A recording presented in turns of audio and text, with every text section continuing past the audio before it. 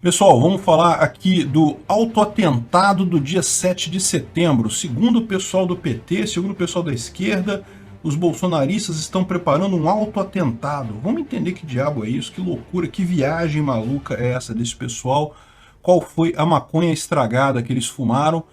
Vamos falar também sobre a herança maldita do Bolsonaro para ele mesmo, que não faz sentido nenhum, mas enfim, de novo o pessoal está jogando esse negócio, e a possível prisão do Bolsonaro também.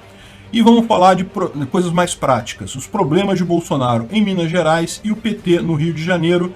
Finalmente vamos fechar com os arranjos finais aí dessa fase de convenções partidárias, que encerra-se agora no dia 5 de agosto, e deve se definir tudo em termos de aliança para essa eleição, né? Depois disso já vai estar tudo certinho para começar a campanha eleitoral.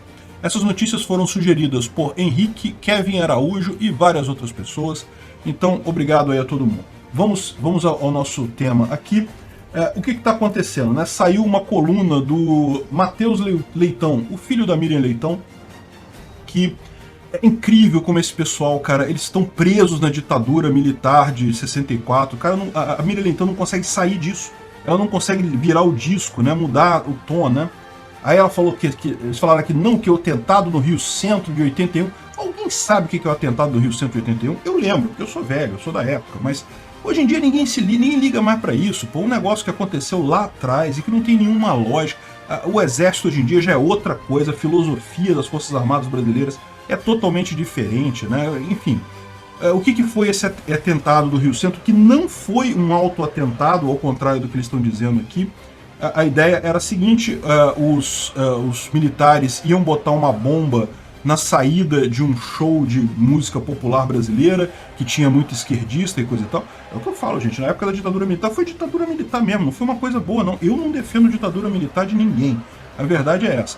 Concordo que pode ter sido menos pior do que o comunismo, mas daí abrir meu peito e defender esse troço eu não defendo, não. Foi ruim também.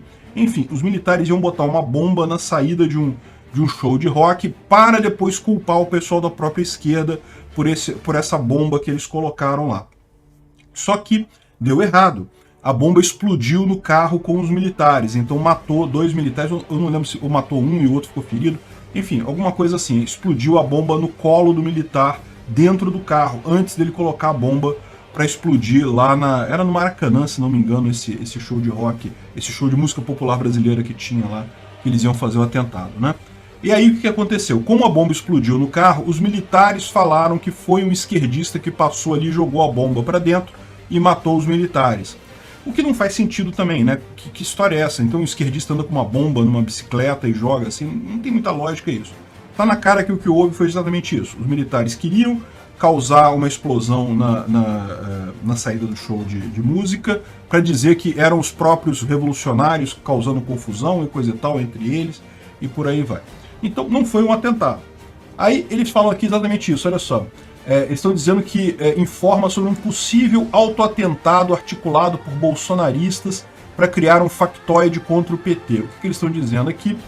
Segundo o Leitão, né, órgãos de inteligência estão investigando uma suspeita de ataque ao 7 de setembro com viés golpista. Ou seja, não é para machucar as pessoas do 7 de setembro, não, é para ir contra a esquerda, embora a bomba vai explodir no meio das pessoas da direita, né? O intuito é criar um factoide político para mudar o curso da eleição envolvendo grupos radicais de direita.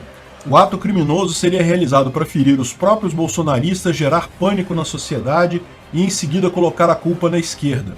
A suspeita foi confirmada por 2 oficiais desses órgãos de inteligência coluna, com longo serviço prestado ao país, mas sem nenhum viés ideológico. Tá, sim, eu acredito que teve 2 oficiais que, sem nenhum viés ideológico, ligaram para o Matheus Leitão para falar sobre um plano da extrema-direita. Não tem nenhum viés ideológico. Tá bom, filho. Dorme lá com Datafolha. Enfim, olha só o que eles estão dizendo aqui, né? Que supostamente um grupo de bolsonaristas radical, talvez do exército, levaria um dispositivo para explodir e causar pânico entre os bolsonaristas e depois culpar isso na esquerda, dizer que foi um atentado da esquerda, tentar colar isso na esquerda, né? E veja, me parece um plano abjeto que não tem nenhuma chance de dar certo. Isso daí não tem lógica nenhuma. Aliás, chega a ser estranho, porque se você reparar a comparação com o Rio Centro, que eles fazem logo em seguida aqui, que é uma coisa que não tem nenhuma lógica isso daqui, a comparação com o Rio Centro pode indicar justamente o contrário, porque lembra, os militares na época queriam explodir uma bomba no Rio Centro para culpar a própria esquerda aquilo ali. Então, na verdade, ao trazer o Rio Centro, eles estão fazendo uma declaração de culpa, que é mesmo a esquerda querendo fazer um caso desse, uma explosão dessa, para depois dizer que não foi a direita que fez e está tentando culpar a esquerda e coisa e tal. Enfim, eu acho que isso aqui, a única coisa que se tira disso daqui é eles estão preocupados com o 7 de setembro, muito preocupados com o 7 de setembro, que vai ser uma manifestação enorme. A gente sabe que vai ter muita gente mesmo, como teve ano passado. Bolsonaro já chamou, já tem toda a mobilização para isso. Eu tenho certeza que vai lotar tanto quanto lotou ano passado. E a preocupação deles é essa. Aí por que eles estão colocando esse tipo de coisa? Porque eles querem desincentivar bolsonaristas aí nessa manifestação. Ah não, pode ter coisa violenta, pode ter bomba, pode ter explosão, não sei o que lá. Então eu não vou não, que vai ter, eu posso me machucar nisso daí. Entendeu? A ideia desse pessoal ao falar esse tipo de coisa, isso que não tem lógica nenhuma, para com isso, não tem nenhum cabimento esse tipo de arapongagem maluca aí. Não ajudaria em nada ninguém nessa história e, no final das contas, o que pode acontecer nesse caso é justamente isso, as pessoas ficarem com medo, ah não, vai ter explosão, vai ter atentado, não sei o que lá, eu não vou. O que é uma idiotice também, porque falaram a mesma coisa na época do 7 de setembro do ano passado e ninguém deixou de ir por causa disso, porque todo mundo sabe, o pessoal que vai é super tranquilo, só tem tudo familiar, ambiente familiar, as pessoas ficam ali em Copacabana aqui no Rio, na Paulista em São Paulo, é tudo super tranquilo, não tem nenhum problema mesmo. E se tiver, vai ter a polícia lá para tomar conta, para cuidar que os esquerdistas não consigam fazer esse tipo de atentado, né? Enfim, essa coluna aqui, essa ideia de que órgãos de inteligência investigam um possível autoatentado, isso é uma besteira sem tamanho, isso não tem lógica nenhuma, né? Bom, aí vem duas notícias que eu acho engraçadas aqui, né? Porque mostra só que os caras não têm o que falar no final das contas. Não, herança maldita, o maior castigo para Bolsonaro será ele ganhar a eleição. Eu acho bom esse tipo de notícia, por quê? Porque já dá um conforto pro pessoal do PT, né? É igual falaram com relação ao Aécio, quando o Aécio perdeu para Dilma. Muita gente falou assim, não, que bom que o Aécio não ganhou, porque senão ele ia pegar a crise da Dilma, a herança maldita da Dilma. A Dilma pegou a herança maldita dela, foi que acabou com ela. E eu na época falei que acho um absurdo isso, não tô nem aí pro Aécio. Eu queria que o Aécio ganhasse para justamente tirar a Dilma. Se o Aécio vai se fuder depois, problema dele, é político, ele que entrou nessa, não foi decisão minha. Então, não tem problema nenhum nisso, é uma idiotice pensar desse jeito, mas eu acho que é positivo, porque já mostra o pessoal da esquerda com uma certa dissonância cognitiva, né? Quando o Bolsonaro ganhar a eleição, já vão poder dizer, não, foi bom mesmo o Bolsonaro ganhar, porque se Lula ganhasse, ia pegar toda a herança maldita do Bolsonaro, e aí ia ter crise econômica, então foi bom o Bolsonaro ganhar. Eu acho muito positivo o que o Kotscho está falando aqui na coluna dele, já está dando aquela pincelada de dissonância cognitiva para o pessoal da esquerda. É isso daí, não, que bom que o Lula não ganhou, Bolsonaro que vai ter que se virar agora com a herança maldita dele, é isso aí mesmo, continuem dormindo com o Datafolha petistas. E aí o outro cara fala aqui que Bolsonaro teme ser preso caso perca a eleição, diz colunista, né? Lógico, não foi o Bolsonaro que falou, foi a colunista Mônica Bergamo do Folha de São Paulo, que acha que está com medo e coisa e tal, apesar de já haver um acordo aqui no Brasil, porque todo presidente quando sai tem essa ameaça de ser preso. O único que foi preso foi o Lula, e foi preso porque realmente no caso dele foi corrupção de verdade, foi muita sujeira que foi descoberta. O problema que acontece nesses casos, eu já expliquei para vocês, é que em tese o presidente ele tem o foro privilegiado, ele só pode ser julgado no STF, mas no momento que ele deixa o cargo, e Bolsonaro vai passar por isso de qualquer forma, não agora em 2022, mas em 2026, inevitavelmente vai fazer o segundo mandato dele, não pode se reeleger mais, então em algum momento ele vai deixar a presidência. E o que vai acontecer? Então, ele vai se tornar um cidadão comum, e a Constituição brasileira não prevê isso, ao contrário da Constituição de vários países, não prevê nenhum tipo de proteção ao ex-presidente em termos jurídicos. Então qualquer um vai poder entrar com uma ação na primeira instância e certamente vai ter juiz de primeira instância que vai determinar a prisão de Bolsonaro por qualquer crime que você inventar aí. Você tem alguma dúvida disso? Que vai ter um monte de associação esquerdista entrando na justiça em primeira instância, em tribunais que eles já sabem que tem juiz anti-Bolsonaro, e coisa e tal, e que vai ter um juiz anti-Bolsonaro que vai decretar a prisão dele? É lógico que vai ter isso. Até o Temer teve, mas o Temer eles reverteram rapidinho. Então, a questão toda é essa. Certamente que estão planejando alguma coisa para Bolsonaro, estão planejando. Mas eu não acredito que isso aconteça de fato. Primeiro porque, bom, o Bolsonaro vai ganhar a eleição, né? E até 2026, aquele plano de fazer o cargo de senador vitalício, a coisa já vai estar funcionando, o que eu acho que é bastante razoável, isso tem uma lógica por trás disso, né? Lula mereceu o que fez. Lula foi preso porque realmente roubou e roubou muito. Agora, a maior parte desses crimes que eles atribuem a Bolsonaro, não, foi genocídio, não sei o que lá, isso não tem lógica nenhuma, isso não tem nada provado, não tem evidência de nada, e genocídio precisaria de intenção, o que não existiu. Então é besteira isso daí, né? Enfim, não acredito que seja o caso agora, pode acontecer de primeira instância fazer isso, mas rapidamente consegue um habeas corpus e acaba com essa baboseira, né? E bom, indo para uma visão mais pé no chão do que está acontecendo na política, a gente tem dois problemas aqui. O Bolsonaro está com um problema em Minas Gerais. Parece que o Zema não aceitou ele no palanque dele, né? Segundo aqui a Carta Capital, lógico, fala que não, o Zema não aceitou o Bolsonaro devido à alta rejeição do presidente no estado. Lorota. O Zema não aceitou essa aliança porque o Partido Novo é cheio de traquinagem, lá é cheio de preciosismos que vão acabar prejudicando o próprio partido, e com isso não podia fazer aliança com o Bolsonaro, não sei o que lá, acabou prejudicando o próprio candidato deles lá. E, detalhe, né, por hora, porque como eu falei, ainda tá rolando conversa disso daí, decisão mesmo, só dia 5. Mas segundo dizem eles aqui, já melou a aliança de Bolsonaro com o Zema. Ainda não melou, mas de fato o Novo é que está impondo essa restrição. Se dependesse do Zema, ele já tinha fechado com o Bolsonaro.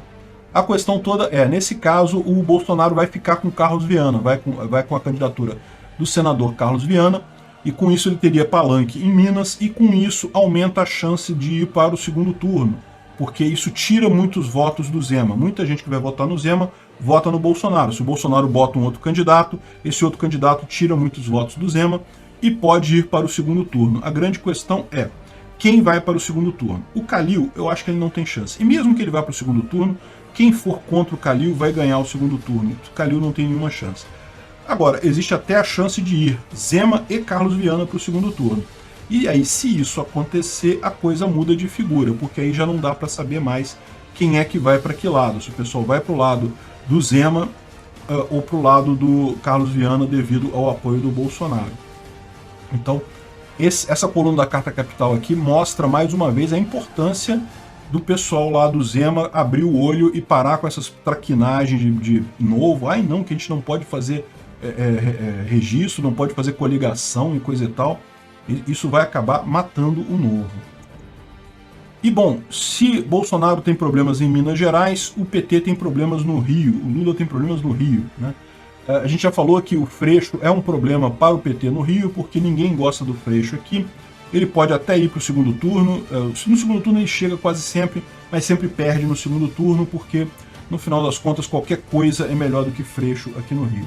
E o que está acontecendo adicionalmente a isso é uma briga na vaga de deputado, de senador.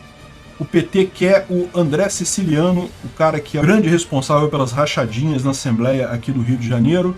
O PT quer ele como candidato a senador, não tem nenhuma chance de ganhar aqui no Rio. E o PSB, que é o partido do Freixo, lembra, né? O Freixo saiu do PSOL, foi para o PSB. O PSB quer o Alessandro Molon, que é um outro cara aí, um socialista aqui do Rio, mas eu acho que também não tem chance. Aqui no Rio a disputa real vai ser entre Romário e Daniel Silveira. Eu acho que o Daniel Silveira ganha fácil. Mas vamos ver, porque ainda existe o risco do STF negar a candidatura do Daniel Silveira. Vamos ver como é que isso vai acontecer ao longo das próximas semanas, né? Bom, outro problema que eles falam aqui no Globo é sobre as dificuldades do Lula no Sul e Bolsonaro no Nordeste. Aí falando sobre definição de palanques, mas não tem nenhuma grande novidade aqui não, tá? O que acontece no Sul para o PT é justamente porque tem um monte de candidato socialista em Porto Alegre, lá no Rio Grande do Sul, e daí não sabe a quem decidir. E o Bolsonaro no Nordeste também tem um monte de aliança ali que fica meio estranha e coisa e tal, mas isso daí a gente já sabe que são as fraquezas de cada lado mesmo, é inevitável. Como eu falei, eu acho que Bolsonaro não ganha no Nordeste, mas ele não precisa ganhar no Nordeste. Se ele diminuir a diferença para Lula o suficiente, ele ganha no resto do país e isso compensa o Nordeste com facilidade. Agora, segundo o Ciro Nogueira, o Lula perderá em todas as capitais do Nordeste. Será? Vamos ver, vai ser um feito se acontecer isso, né? Veja, ele não está falando nos estados do Nordeste. No estado, o Lula continua ganhando. Mas nas capitais, o Bolsonaro vai ganhar, segundo ele, o Lula vai perder em todas as capitais. Olha, é uma previsão ousada. Eu não sei se eu acredito nisso não, né? Mas vamos ver. Quem sabe eu não duvido também não, porque realmente a onda pró-Bolsonaro no Nordeste tem crescido bastante. E o próprio Ciro Gomes, com o PP dele, vetou coligações com o PT em todos os estados. Então, haviam alguns lugares e alguns estados que o pessoal queria coligar com o PT, mas o Ciro Nogueira proibiu isso totalmente, ficou totalmente estanque esse tipo de coisa, o que é uma coisa positiva. Isso mostra realmente a resolução do partido que está apostando todas as fichas em Bolsonaro, né? Então é isso daí, estamos indo para mais uma semana que deve ter mais um monte de pesquisa. Lembra que essa semana na sexta-feira encerram essas negociações. Então, por exemplo, a questão de Zema e Bolsonaro, no sábado, a gente vai fazer um programa aqui para falar como é que ficaram essas resoluções todas, o que acabou no final das contas. Nada disso aqui é definitivo, tudo é temporário ainda, mas não deixa de ser importante para as chances de cada candidato nessa eleição.